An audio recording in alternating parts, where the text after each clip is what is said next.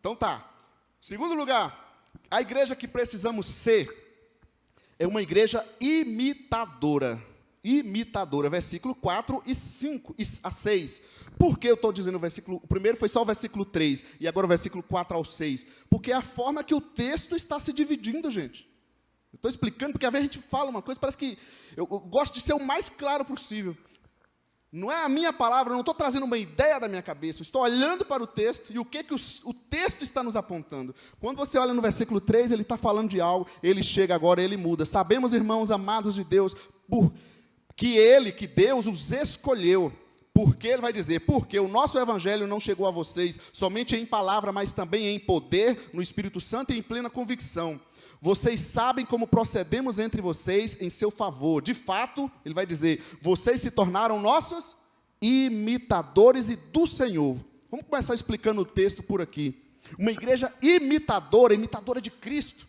E ele está dizendo, vocês se tornaram imitadores nossos, imitando os apóstolos, porque eles, obviamente, estavam imitando Cristo.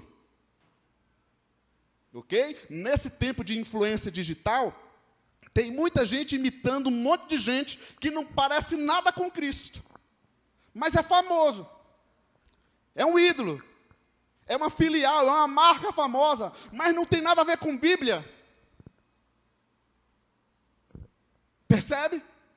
É a igreja atual ou da Idade Média, não a do Novo Testamento. Porque a do Novo Testamento é chamada de cristão, de pequenos cristos, de imitadores do Cristo.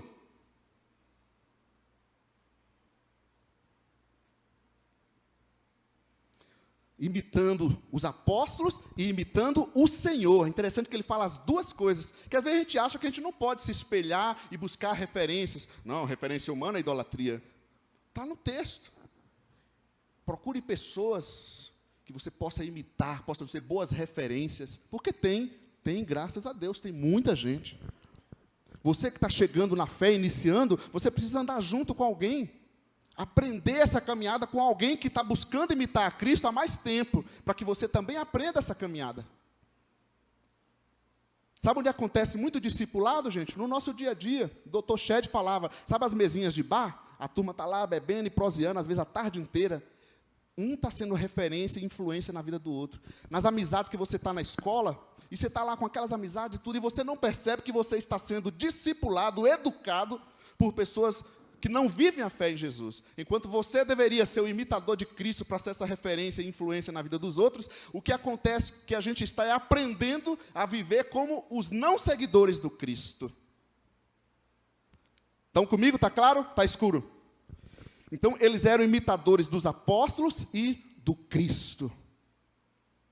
Honrar líderes não tem erro nenhum. As pessoas que nos servem, pessoas que têm exemplos, pessoas que andam com Cristo, isso é muito bom. Busque referências. E aí ele vai dizer por que está chamando essa igreja aqui de imitadora. Porque, apesar de muito sofrimento, isso está no versículo também, eles receberam a palavra com alegria. Ou seja, como é que a pregação do evangelho chegou lá? Chegou num showzão maravilhoso com o William e a galera aí tocando, ministrando. Não que não possa ter o louvorzão, mas não foi assim que chegou. A palavra chegou a eles com muito sofrimento, com lutas, com dificuldades. O evangelho que chegou no Brasil, muitos missionários, alguns morreram no trajeto, nem chegaram na terra para vir pregar o evangelho. Hoje a gente quer viver na boa, dizendo que a gente está servindo a Cristo. Apesar de muito sofrimento, receberam a palavra. O pessoal fala que eu cantava para o mundo, né? No mundo. Cantava para o mundo, vem que você vai ser alegre, vai cantar para Deus, vai ser que maravilha. Minha conversão foi a coisa mais trágica do mundo. Foi só dificuldade. Quem aqui que é cristão e não tem sofrimento, não tem dificuldade? Olha os imitadores, aqui é a igreja imitadora, apesar de muito sofrimento, receberam a palavra com alegria. Mas como que uma pessoa, no meio do sofrimento, vai receber a palavra de Deus com alegria? E o texto continua, a alegria que vem do Espírito. Talvez aqui está a diferença. Ah, mas eu sou uma pessoa alegre. Mas alegre na carne ou alegre no espírito? Alegre com as coisas do mundo, com os prazeres do mundo, com as coisas que não seguem a Deus, ou a alegria que vem do Espírito Santo? Que mesmo quando estamos diante do túnel, né, sem uma luz no fim do túnel, a gente sente aquela esperança lá dentro.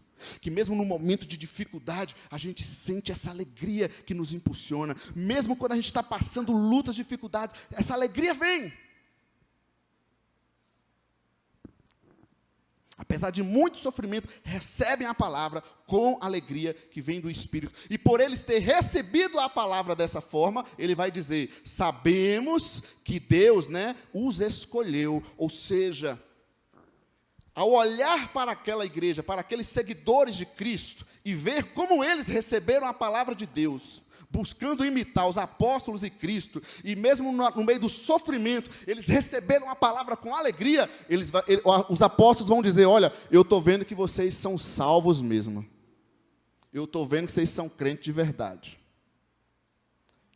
Ao olhar para eles, recebendo a palavra com toda alegria, mesmo no sofrimento, os apóstolos dizem: olha, sabemos que Deus os escolheu mesmo, estou vendo que vocês são crentes de verdade. Maravilhoso, eu queria ouvir isso, hein, de alguém. Estou vendo que você é crente mesmo, hein? Certa vez estava num... deixa esse exemplo lá. Senão, vou mandar aqui, muito exemplo. Não, aconteceu uma situação, a pessoa acho que tentou me tirar da estribeira lá, e eu não vou dar o detalhe do exemplo. E aí tinha um casal crente do lado, né? E aí, se imagina assim, eu acho que eles pensaram: não, agora o Léo vai pocar aqui, né? E aí de boa, fiquei ali com a graça do Espírito Santo de Deus. Não fui um mau testemunho naquele momento. E aí eu conduzi, e depois eles voltaram: mas eu não acredito com tudo aquilo que eles fizeram. Como é que você ficou daquele jeito? Eu falei: eu não sei. E aí, aquele dia eu ouvi: estou vendo que você é crente mesmo. Aí, gente, porque, apesar de muito sofrimento, eles recebem a palavra e falam: sabemos que vocês são crentes mesmo, que Deus os escolheu. Porque o Evangelho não chegou a vocês somente de palavra. Não chegou somente de palavra, mas de poder no Espírito e plena convicção. Gente, falta palavra no Brasil. Palavra, músicas, gospels, cristãs, Bíblia, modelo de Bíblia, pregação no YouTube, no Instagram. Falta pregação, palavra? Não falta, não é verdade? Mas ele diz: não só de palavra, mas no poder do Espírito. Ou seja, quem convence o homem é o Espírito Santo. Uma vez eu vi um pregador falando: eu não sabia nem o que pregar mais, porque o que eu ia fazer na igreja, ele falando assim: eu não sei nem o que eu ia fazer na igreja, porque eu já sou crente há tantos anos. Ele fez uma somatória, uma matemática lá. Eu já participei de não sei quantos cultos. Você imagina você somar aqui, né? Eu já participei de tantos cultos que eu não tenho mais nada para aprender. Eu falei: nossa, né? Interessante. Talvez você recebeu muita palavra, não sei se o poder do Espírito. Porque é o poder do Espírito que muda a nossa vida. A pessoa cita a Bíblia. Você anda, a gente faz às vezes o contato com essas pessoas que, em situação de rua, muitos citam Bíblia, e de vícios também. Mas muitos também é gente sentada aqui no banco, e a gente sabe o negócio. Não digo que não precisa estudar, que não precisa continuar aprendendo, mas, e o poder do Espírito? Como que eu sei, Léo, que o Espírito Santo está trabalhando na minha vida? Leia Gálatas 5:16 em diante, que vai falar das obras da carne e do fruto no Espírito. O que é que está mais pegando para o seu lado? É um sinal para a gente observar. Se eu estou sendo uma pessoa carnal, ou se eu estou sendo uma pessoa do Espírito. Ou pegar o versículo anterior, o demonstrar. Como que eu estou demonstrando o Evangelho? Eu trabalho, de fato? O que é que eu faço no reino de Deus? O meu esforço. E assim por diante. O que eu estou demonstrando é, de fato, se eu estou tendo esse poder do Espírito Santo na minha vida. Jesus não chamou ninguém para ser frequentador de igreja. Amém, gente? Ele chamou para ser membro desse corpo. Então o Evangelho não chegou só de palavra, mas de poder no Espírito e plena convicção. Plena convicção. A igreja do Novo Testamento é fantástica, porque eles tinham uma convicção, gente, tremenda. A gente olha assim, acha uma maravilha, a igreja grande. A igreja do Novo Testamento não era considerada igreja, eram considerados seita, pelos judeus, perseguida pelos romanos. A igreja que tinha que sair dos seus lugares para outro lugar, sendo perseguidos, vivendo em dificuldade. Mas uma igreja viva, convicta de quem era Cristo.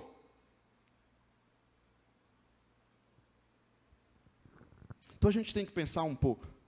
Quem é que a gente está imitando? Perguntinha básica. Quem é que eu estou imitando? Uma igreja imitadora. Quem são minhas referências? Gente, porque onde está o nosso coração, ali está o nosso tesouro. Onde eu tenho prazer? Eu tenho prazer de estar no culto? Eu tenho prazer de estar lendo a palavra em casa? Mas eu não gosto muito de ler. Tudo bem, eu posso ouvir, ou meditar, posso ouvir alguém. Você está entendendo? Onde está a nossa... o que está nos atraindo? No meio de tudo isso. Eu posso assistir um jornal, tem nada a ver com o evangelho, um jornal, uma reportagem, e estar vivendo como um cristão. Posso estar ouvindo a música secular, e ver o que o evangelho diz a respeito daquilo. Posso estar no meu trabalho, no dia a dia, e estar vivendo como um imitador do Cristo. Amém? Estão comigo? Uma igreja imitadora. Qual é a primeira igreja? Demonstrativa, e agora imitadora do Cristo. Você, mais adolescente, principalmente, jovem, né, porque é uma fase nossa onde a gente está buscando muita referência. Pensa bem quem você está imitando. Eu lembro uma fase da vida, vou falar da minha irmã aqui, tomara que ela não esteja assistindo, ela não vai ficar obrigada. Gente, minha irmã tinha uma amiga, e era impressionante, porque era uma coisa assim, falava igualzinho, vestia igual, mexia os braços, tudo. Eu falei, mas vocês estão imitando, quem é que está imitando quem? Porque era igualzinhas. Fantástico, isso acontece com a gente. Quem nunca foi, né, imitou outra pessoa assim? Agora você imagina a gente trazer isso para Cristo. Cristo e cristãos, né, de exemplo. Buscar imitar. Amém? Vamos